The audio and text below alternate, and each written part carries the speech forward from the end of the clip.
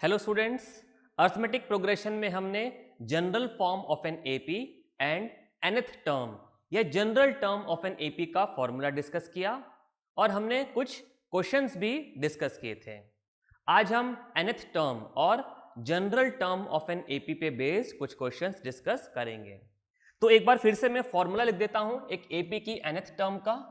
तो हमने formula discuss किया था an equals to a plus n minus 1 d. Here a is any nth term of an AP, a is the first term of an AP, d is the common difference. Okay? आज इसी formula पे based हम NCERT book के कुछ examples discuss करेंगे। So NCERT book page number 102 example 3 मैं question पढ़ रहा हूं पहले। Find the 10th term of the AP. Find the 10th term of the AP. This. हमें इस गिवन AP की 10th टर्म मालूम करनी है।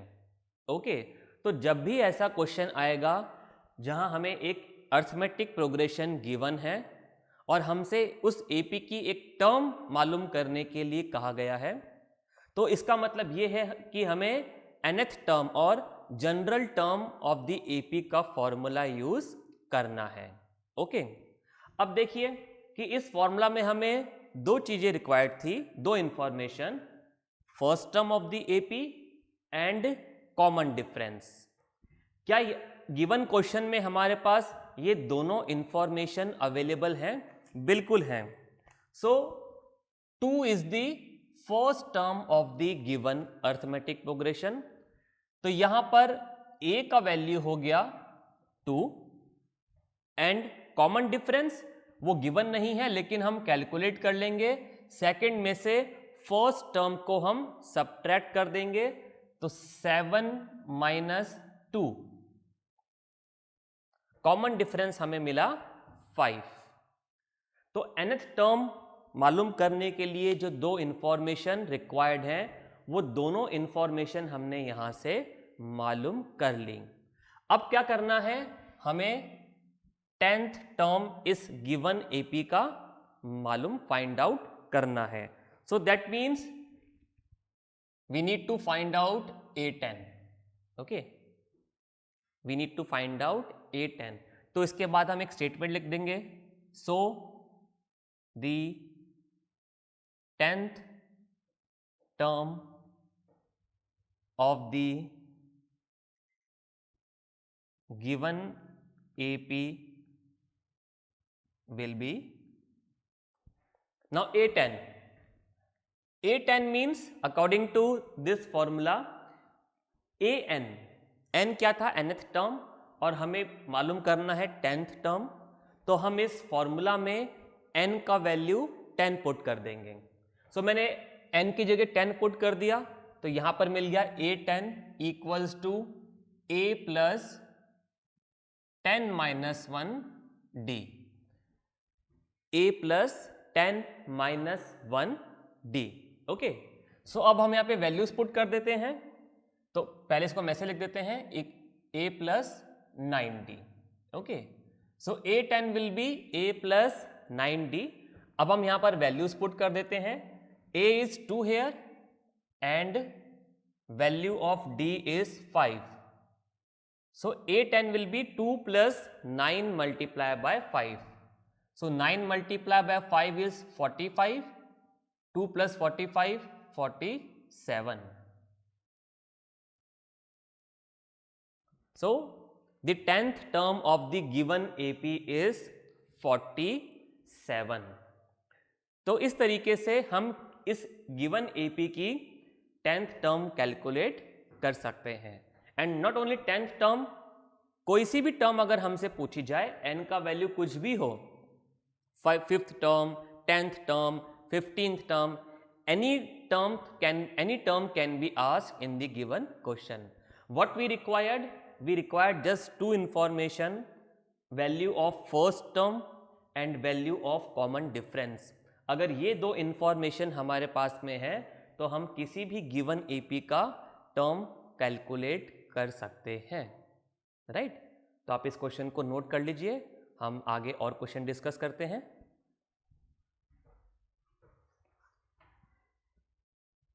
ओके, तो आपने नोट कर लिया होगा, मैं इसको रब कर देता हूं।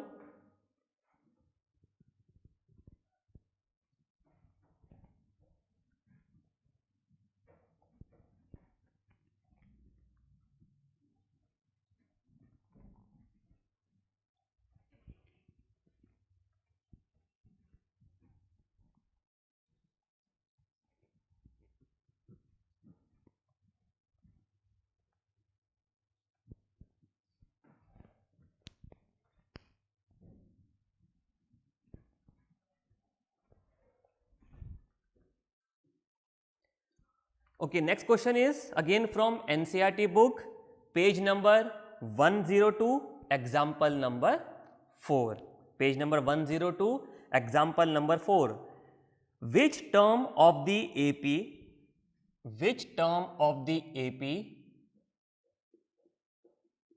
this is minus 81?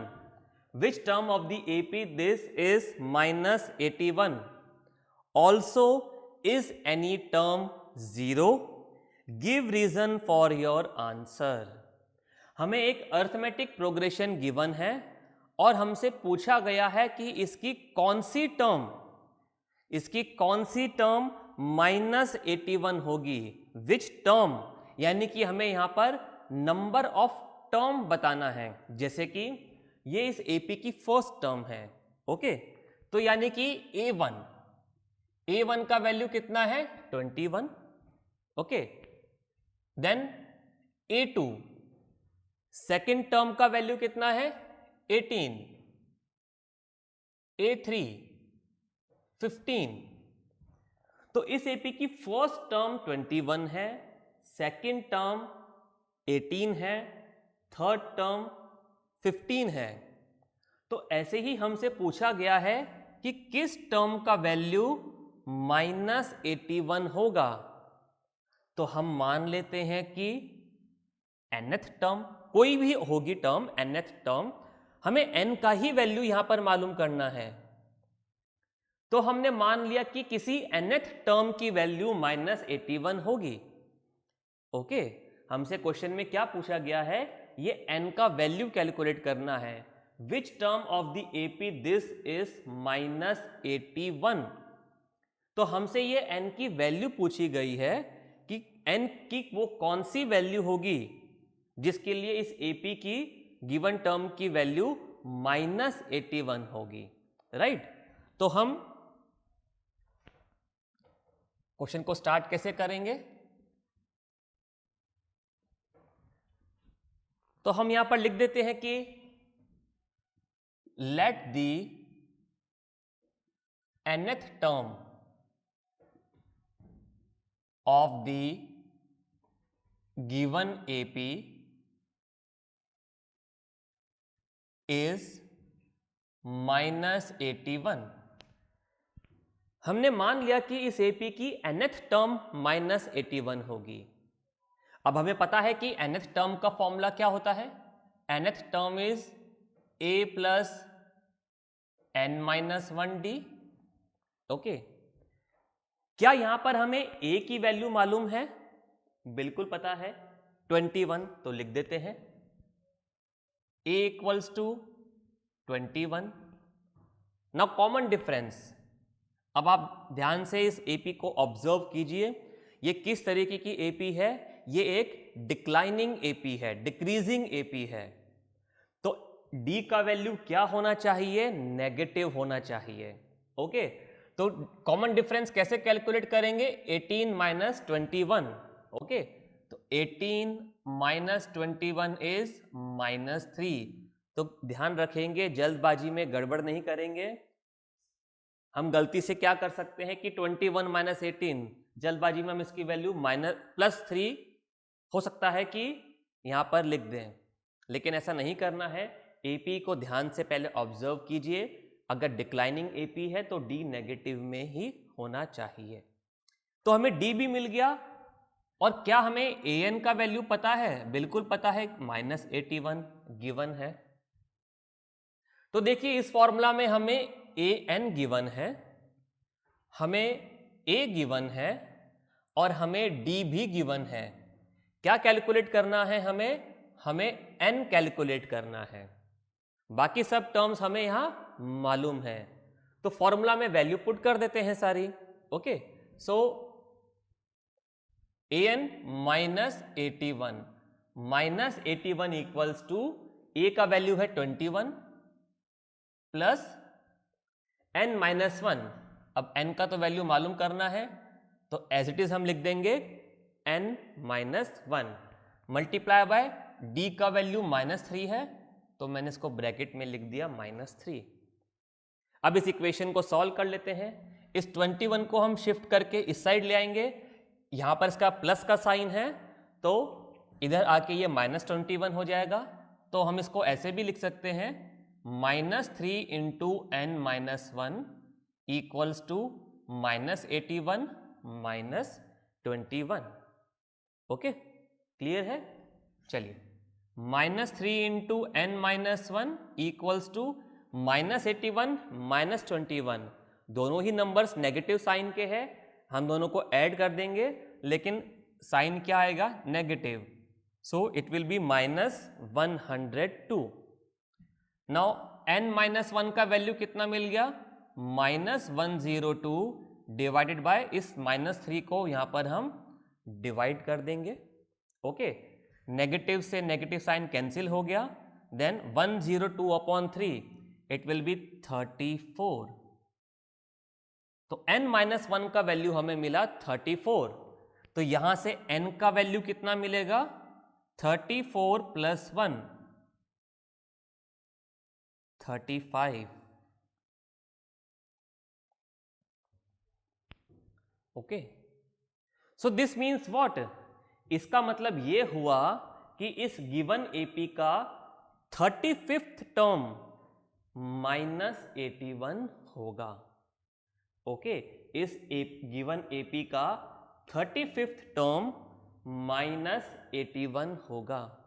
तो हम क्या स्टेटमेंट लिखेंगे यहां पर? सो 35th term of the given AP is -81.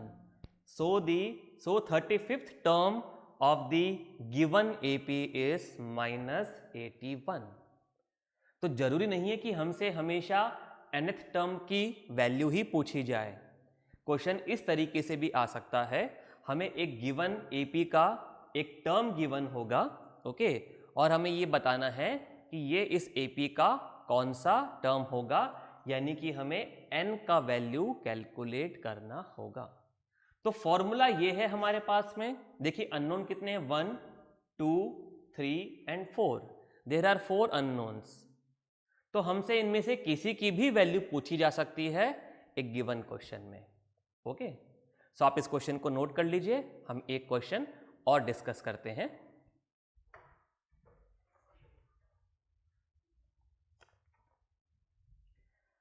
तो क्वेश्चन आपने नोट कर लिया होगा, मैं इसको रब कर देता हूं।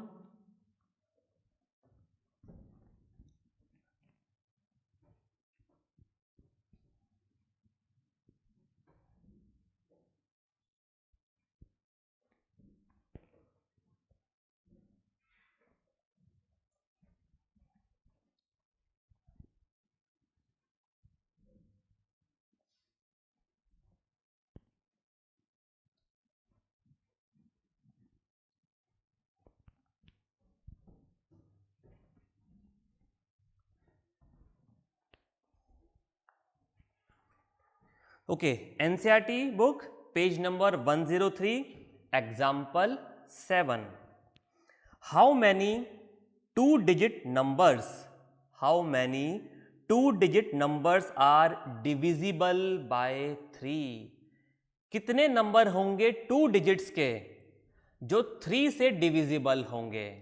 ओके, अब ये क्वेश्चन एपी का है।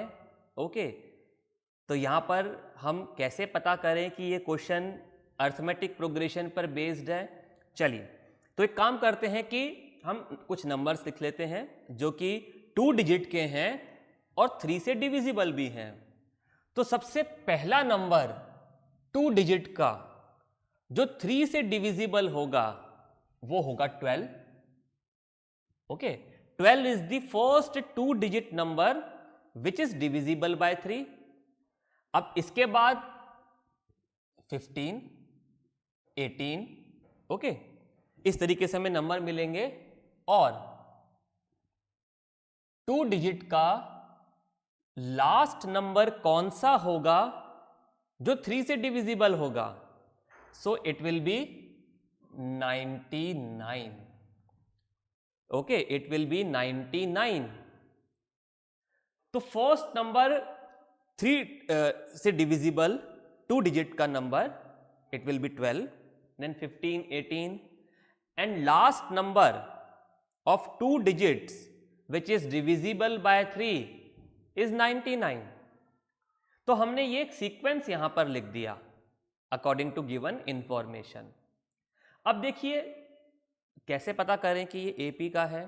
देखिए, दो कॉन्जिक्यूटिव टर्म के बीच का डिफरेंस कितना है यहां पर? 3। ओके, तो यहां पर डिफरेंस कांस्टेंट है, कॉमन है 3।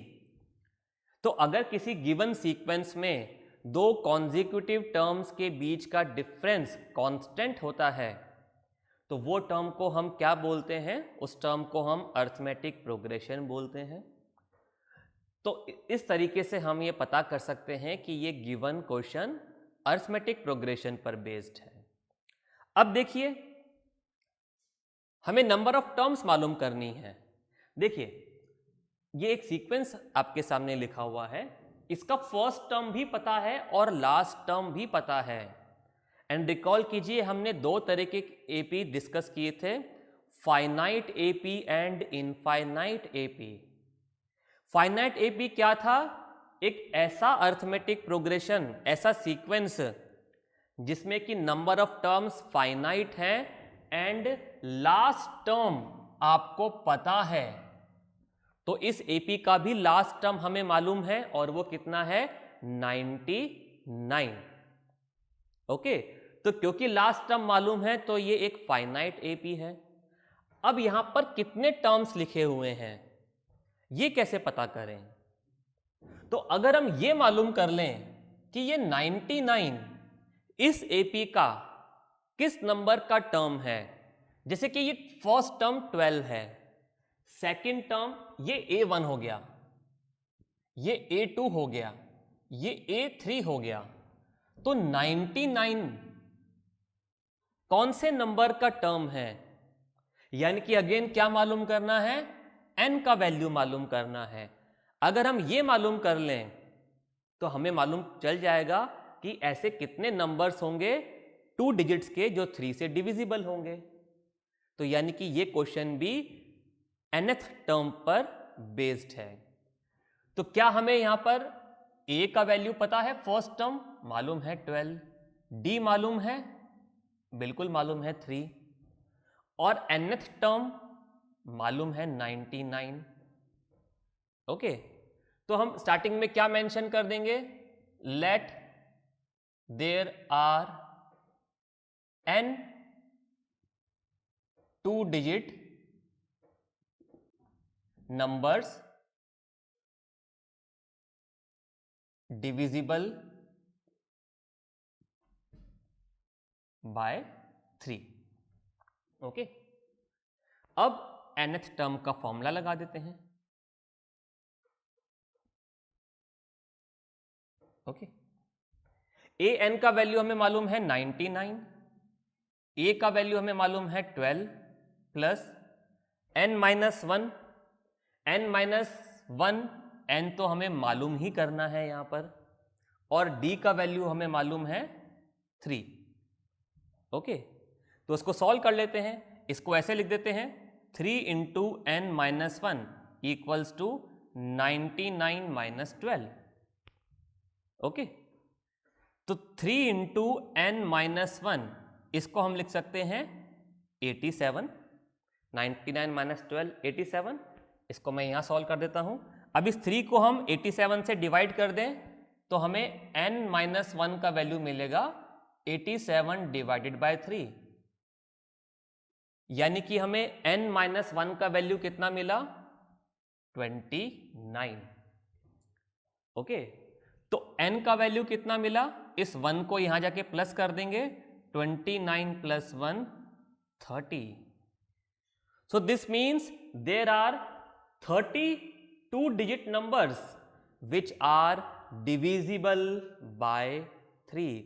There are 32 digit numbers which are divisible by 3. तो इस तरीके से ये क्वेश्चन भी nth term of an AP के फॉर्मूला पर बेस्ड था।